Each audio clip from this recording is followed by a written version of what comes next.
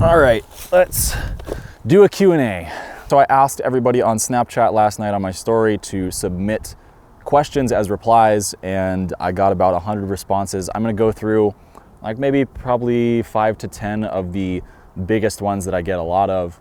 And that doesn't mean if I don't answer your question that I thought it was bad or that it's not valuable to answer. It just means that there are some other things that take priority right now. I will keep this in the bank for future videos, just so you know. I wanted to start doing these Q&As because I get a lot of questions both in my email, in comments on my Instagram, Snapchat, YouTube down below. I just get a lot of questions that I don't have time to re-answer over and over again. So I wanted to make this little video Q&A series just a way for me to be able to provide those answers to the people who are asking them without having to retype out the same email 50 times. A lot of these questions are things I can't really dedicate whole videos towards answering, so this is a good way of putting it all together, I think. Okay, so let's get cracking with this first one. Mick Murray asks, what is the worst part about touring? The worst part about touring is definitely this duality of being on the road and missing everybody at home, and then as soon as you get home, missing everybody that you were on the road with. It's this really, really awful version of Schrodinger's depression, is how I'd like to call it. Username Chris asks, what is the most important fundamental skill of MA people should learn? He also appends that by saying, or lighting in general. Okay, so I'll answer this actually both in general and for MA specifically. In general, for lighting, you need to understand signal flow. Where data is coming from, how things are distributed. That's definitely the most important part for troubleshooting, because I don't care how good you are at lighting, how great your crew is, there will always be issues that need to be troubleshot on site. And if you understand signal flow, you can be an invaluable crew member. And then I would say the most important skill for MA, and it's really fundamental, but that's the whole point of it. Fundamentals are what you build everything else off of, is understanding data source from the programmer and storing those into presets, so on and so forth. Just understanding how your output is being built and understanding the different sources, be it the programmer or external ArtNet input or playbacks or pool playbacks, just understanding where your data is coming from and how it's being output to the stage. That is actually really similar to my other answer about understanding signal flow, but it is supremely important. Okay, Dalton, longtime Snapchat follower of mine, really funny dude. Thank you, Wind. He asks a very simple question. Why MA? Kind of by accident, kind of on purpose. It started off as an accident. I got a job at a nightclub that had an MA command wing, and I kind of said that I knew how to use it. I didn't really know how to use it, but I found out really quickly how to use it. So that was the accident part of it. And then the on-purpose part of it was, it just seems like MA is the most ubiquitous console and infrastructure in the world of this industry that I like to be in. That's the dance music portion of the event production industry. The real reason behind the simple question, why MA, it's because it speaks the same language my brain speaks when I think about lighting a stage. That sounds like a little bit of a lame answer, but it has all the features, all the hardware, the software is free to learn, and yeah, that's really why. It thinks how I think, and the infrastructure is perfect, in my opinion. Okay, stayaway.adam asks, did you have any other interests / hobbies before you decided that lighting would be your career path? Yeah, I had quite a few. The most prominent one is the one that you can still see remnants of on my channel, and that is me being a DJ. That was probably my biggest hobby / thing that almost became a career. And before that, I was really into cars. I owned a Mitsubishi Lancer Evolution X. Loved the Evo. I was really into cars for a minute, and before that, really into model airplanes. I worked at a hobby store the day I turned 14 years old, which is the minimum age that you can actually work in the state of Montana. My birthday, I started working there, and I worked there for about 2 years, selling airbrushes, model airplane paints, all that sort of stuff. And then my current hobby, if you watch my Instagram or Snapchat, you know that I am currently learning how to fly, not as a professional, but purely as a hobby. Okay, Ander Crenshaw 02 asks, how do you start a career in light programming? Do you have to get a degree, learn it yourself, etc.? IDK LOL. And IDK LOL either, really. I'm not exactly sure. It's very weird because I took a very non-traditional route into this industry.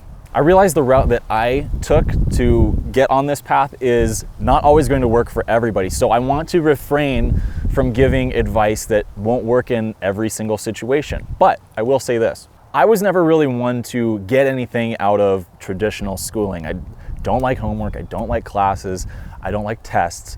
That's just how I am. I was the kid that a lot of people would hate because I would skip all the days of a class in college, show up on the last day, take the final test, and pass. So that should give you kind of an idea of the type of person I am.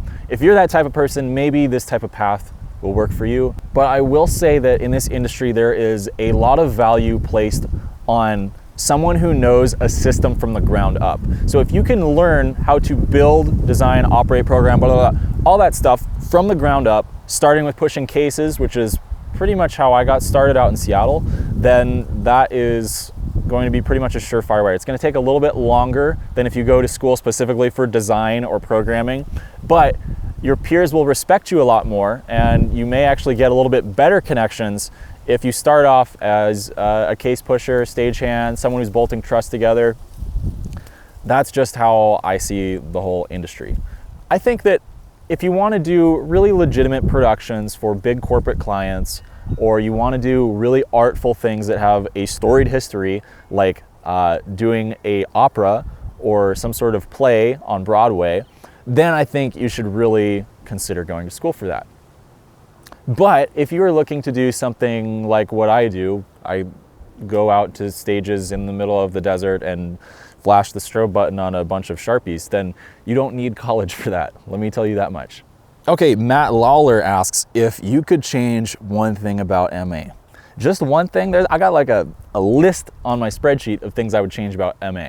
But at the top of that list is brighter screens and maybe a way to invert the color scheme on the UI.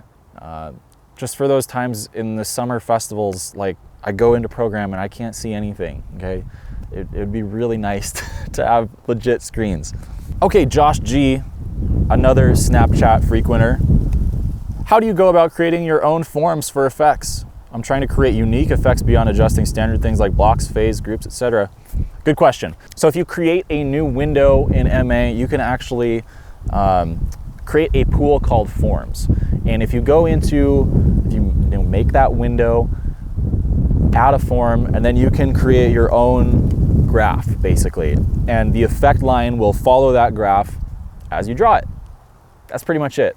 Forms can also be used for DMX profiles in the fixture builder. So if you need to make a cryo switch example, like you just import a dimmer and under the little like cell that says profile, you go in there and you apply a custom waveform, and I have one called switch. It's just from 0 to 127, it's at an output value of 0, and then everything above 127 is 100%. That's what a DMX relay switch is. D. Klug asks, who's an act you really want to work with? Porter Robinson. Eric 132435465 asks, how did you start learning about MA? Did you self-teach or get some schooling? Self-taught, 100%. The software is free, guys. I don't know how many times I have to say this. The software is totally free. I'm not saying that in a mean way. I'm just saying that I figured it out. You can figure it out, I promise you. I'm trying to provide a few more tools. ACT Lighting just came out with their ACT Academy, where you can pay a little bit of money and learn all the basics. But yeah, I taught myself, yeah. And when I say taught myself, I don't mean like I literally taught myself how to do this. I found my own resources for finding out how to do this. So that means looking up on YouTube how to do this stuff, downloading the manuals, asking people. That's how you teach yourself how to do things. You can't just like inherently absorb through osmosis whatever you're trying to learn most times. When did you know LD was where you wanted to be? What prior training or experience did you have when you started this adventure? Another good question. Like I said a little bit earlier, I had a little bit of experience with DJing when I was growing up here in Montana. I would buy little lights that were just controlled by a relay pack. I didn't know anything about DMX at the time. And I would, drive 3-4 hours every weekend to go do a little show for a high school prom or whatever. And that was really all the experience I had with lighting up until I moved to college and realized that there was something beyond these little shows I was doing where I was bringing these spin and puke DJ lights to these shows. And the most obvious moment for me when I realized like this could be a thing was when I went to Paradiso, I want to say 2013. I think it was Paradiso 2013. There's some photos out there that exist of me going there. I'd never been to any big show before, let alone a festival. I went there by myself. It was because my girlfriend had recently broken up with me. I was a little sad and I wanted to see what this awesome place that everybody was talking about was all about. And so I was there for 2 days. I saw all the stages. I was completely blown away by the level of production. I had never seen truss structures on SCAF before. I had never seen these massive moving lights, which I later found out were Mach 3s because I took photos of everything and I was like, okay, how do I figure out what this is? What is that? Why is this built this way? All these things I was taking photos of with my really awful cell phone at the time. It was like Galaxy S3, whatever, it doesn't matter. But I just say that to bring up the point that if you're really passionate about something, you will find the way to figure out what it is and how it's put together and how you can be involved. That Paradiso was the moment I realized I wanted to do event lighting. And it's really funny knowing that a lot of my now friends who I didn't know at the time were also at that same show and we're all kind of on the same path. So it's really, really interesting and inspiring to be on that same path with other people who had the same experience. All right, we're gonna do a few more. I know this is getting a little long. DJ Gagu asks, if you had to recommend a console/company that wasn't in the MA family, what would it be? Avolites, Camsys, Hog, etc. Camsys, hands down. Camsys has the most powerful software, next to MA, of course, but in some ways, Camsys actually is a little more powerful, a little more features. There's some nice things about Camsys for sure. Just if their hardware was a little better. I don't like the hardware. I wish they had motorized faders. I wish the buttons were a little different. I wish the screens were nicer, the processors were faster. But for the money, nothing beats Camsys. The amount of features and the fact that you get like 32, I can't remember if it's 32 or 64 free ArtNet universes from just the demo, that's insane. So if you are looking to get into lighting programming and you don't have any money for a console to actually output to lights, Camsys. Oh, and the next question is very similar along those lines. Matt Wimpelberg, sorry buddy, asks, if you do not have the money for MA2 hardware besides a Node or a Wing, what equipment would you suggest to use? Computer screens, MIDI devices, etc. Okay, so so the way I read this question is he has enough money for a Node or a Wing, and he wants to know what kind of onPC setup to get. Luckily, I have a video on this topic already, which I will link on screen. You can check that out. But just to do a quick little overview, MA NSP Series 1 from the Grand MA1 series of consoles.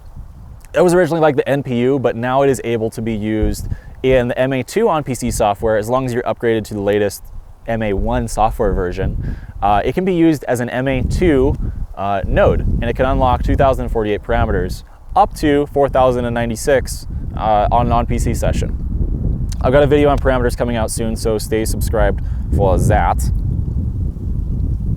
But yeah, besides that, I would get Command Wing, a touchscreen laptop, whichever one you can afford. MA isn't really that demanding, but if you want to run MA 3D, you need to get some sort of gaming laptop that has a GPU built in. That's just the reality of the situation. I use the Lenovo Y series. I have a Y50 and a Y70. Pretty decent touchscreens, GTX 860M graphics card. That's pretty much it, man. And then MIDI devices. So I have the Command Wing, and then in addition to that, the original MIDI-Con. I don't like the MIDI-Con Pro. I don't like the MIDI-Con 2, MIDI-Con Pro. And that's a pretty killer setup. So if you talk about the Command Wing, if you buy it used, you're looking at like 4,500 bucks. Computer for under 1,000. NSP if you want. You don't have to, because the Command Wing unlocks 2048. NSP another 800 bucks. You know, the MIDI thing, 500 bucks used. I don't know what that math is, but it's not a whole lot for having a ton of MA parameters and a Command Wing. And the thing is, the Command Wing value isn't really going to go down. They're always in demand. So you're not really losing a whole lot to depreciation there either. Okay, Drummer Hughes asks, he's another Snapchat frequenter, by the way. What's the best way to get into the industry and do what you do? I've heard so many different ways and I'm kind of stuck where to go after high school.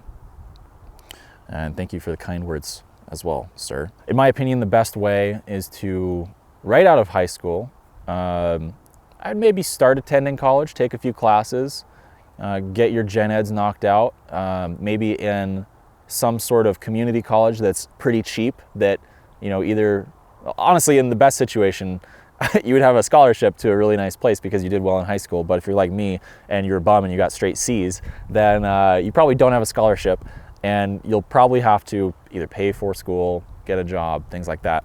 I would go to a lighting shop, even just a local production company. Even smaller towns have these companies, and offer to be their shop boy in exchange for learning how to use consoles, learning how the lighting systems work, maybe getting paid at the same time, maybe not. Okay, I'm not saying to do anything illegal, like illegally work under the table, but you just need to find a way into your local production house's door and tell them that you want to be a part of what they're doing and you want to learn. And that's a really attractive thing for local companies. They want smart people on their shows. And so I would say do that, build up a rapport with a local company, be as nice as possible, just be yourself, don't be weird, and try to learn and absorb as much as possible and branch out from there. That's pretty much it. Okay, Victor Leiscaster asks, I'm interested in learning more about just basic macro writing. So if you have tips about places I can learn it, that would be great. Go to the ACT lighting, what is it called? It's like their knowledge base, resource, whatever the frick it's called. Sorry, Kat, I don't know what your resource URL is. I'm gonna link it down below, but there is a whole knowledge base of all the different terms that the MA understands, all the verbs, all the nouns, all these things, so that you can kind of understand what language the MA speaks. I would also recommend very heavily to always keep a command line feedback window open when you're writing these macros.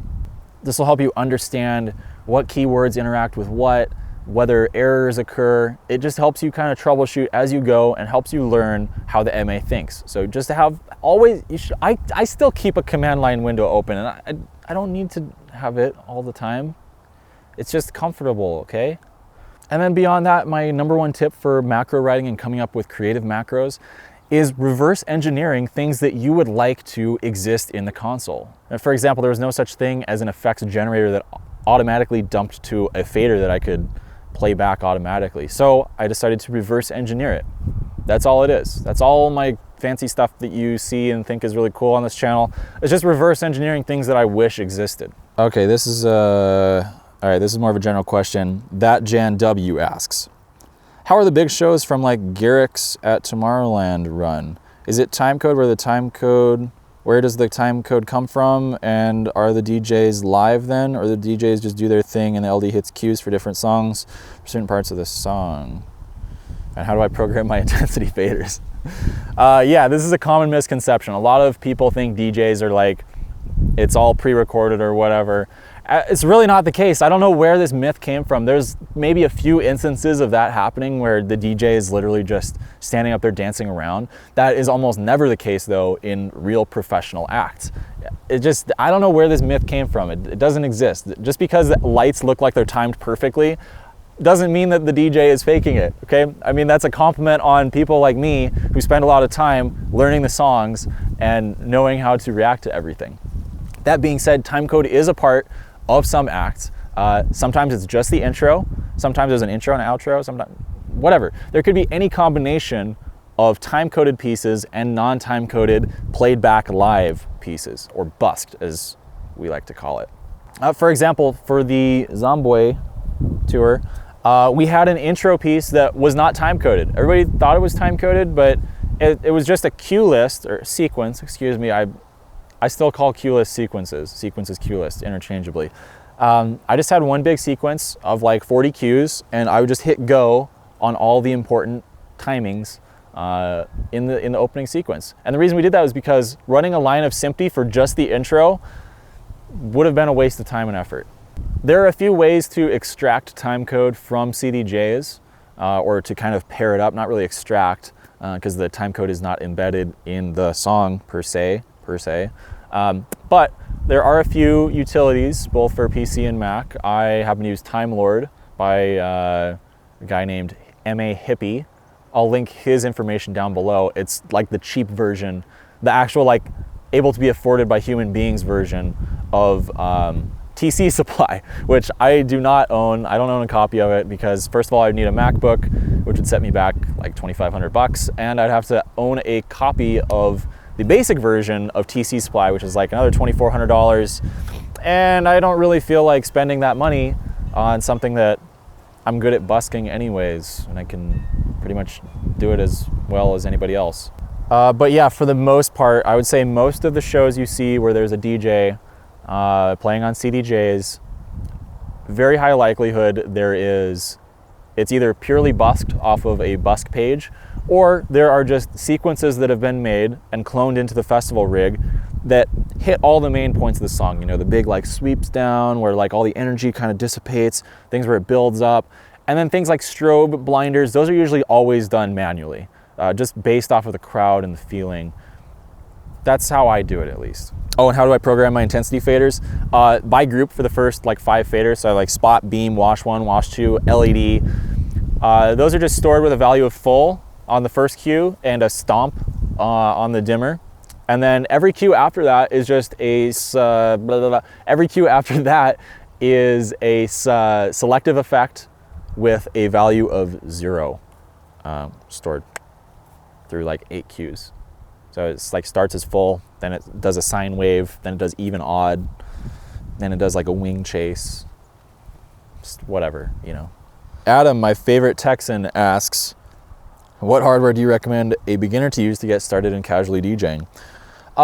Depends on your budget. If you have like, I would say if you have under $700, you could get one of the Tractor controllers. That would be a good move. The Pioneer controllers are all right. I think I still trust Tractor software a little bit better than the Pioneer DJ controller software. Rekordbox is still the best, but Rekordbox DJ, I don't know. And if you have a little bit more cash to throw at it, look at the XDJ RX2. Yeah, RX2 is definitely, if I was starting DJing all over right now and I didn't have CDJs or whatever, XDJ RX2 is what I'd save up and buy. My buddy Mark asks, do I ever sleep? A little more now than I did, but yeah, I didn't sleep for a long time. Davey BB 2000 asks, what do you think about the Dot 2? And will you be at Pro Light and Sound 2018? I'm gonna try to be at Pro Light and Sound 2018. I haven't booked anything yet, but I'd really like to do a quick little Europe vacation and include that. I think that would be fun. If there's any manufacturers out there who want to, you know, pay my ticket, hit me up. Emails down below. And what do I think about the Dot 2? I don't like it as a console for running entire shows, but I saw it being used to run lasers and cryo and pyro as a relay switch, basically. And I thought that was a really smart way to do that. So I originally didn't like the Dot 2 until I saw that. Now I like the Dot 2. Here's a good one. What would have been your biggest struggle when you first started? Just reaching out and getting out of my comfort zone. The person you see on the screen right now, it is not the person I was like even 2 years ago, honestly. I was just like really afraid to reach out and talk to people and tell people what I could offer. That's really all it's about, is just getting past that worry of not being good enough. I'd like to think I'm past that, but I struggle with that every day still. So it's a thing to constantly be working on. This is a good one. I'm just gonna answer it, even though it's kind of funny. Jonesy Gloss asks, how to learn Grand MA and how to get ArtNet to DMX working with Grand MA on, I'm guessing he's saying onPC.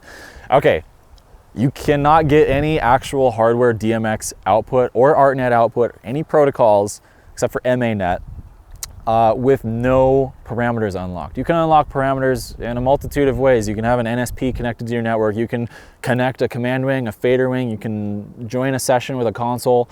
All these things are methods of getting parameters, but that is how MA makes money, off of licensing those parameters. So you just can't get ArtNet for free out of MA on PC. But check out the .2 software. You get a free ArtNet universe out of that. No hardware required at all. You know, if you want to plug into actual lights, you'll need an ArtNet node. How did you break into the industry to start touring with the big leagues? And why do I never answer the hoodie question? I wanted one. Misha's talking about these hoodies, the anti-lighting club hoodies. They're available for sale, limited edition. I think I'm only gonna make like 200 of them. We've already got 100 pre-sold by the time you're watching this video. The link to pre-order one or order one if they've already been printed, depending on when you're watching this. Regardless, the link is down below. I'm gonna start doing these limited runs of funny lighting industry related shirts. So if you're interested, that christianjackson.com/merch URL will always kind of have something interesting in it. And then how did I break into the industry to start touring with the big leagues? I don't really even think I'm in with the big leagues yet. I think you guys think I'm like on a whole nother level, but I'm pretty mid-level. I'm working on getting like superstar status, but that's not gonna happen for probably another year or two. But the answer is really just being as available as possible. You need to be able to drop whatever you're doing to go take a call, to pick up the phone, answer an email. Just be available, be well known, and be a resourceful person for others when they're in need. For example, one of my friends who I met at the first Paradiso I ever worked as a case pusher called me because he knew that I was like nerding out hardcore on MA like 2 years ago. Asked me how to network a console with ArtNet because he was having trouble. And the fact that I was able to talk him through how to do it over the phone and help out someone in a time of need, that put in the back of their brain, okay, Christian knows what he's doing. He knows what he's talking about. He was really helpful, really kind. Oh, and then, you know, maybe a year later, that person will have the need to hire somebody like me to be a programmer, be a network systems assistant or whatever on site. And, you know, I'm gonna be one of the first people that comes to mind because of how I helped them in the past. And that's really all I can say, is make yourself someone who is helpful, kind, and just a really valuable person in the industry, and the work will come to you. And so with that said, I know this video has been probably like almost 30 minutes long now at this point. I hope maybe you learned something useful, and I'm gonna be putting out my LDI video pretty soon, so watch for that. But until then, keep the questions coming. If you'd like to post questions down below this video, feel free to do that. And then I'll probably be doing this maybe once a month or so. So yeah, just stay tuned, and thanks for watching.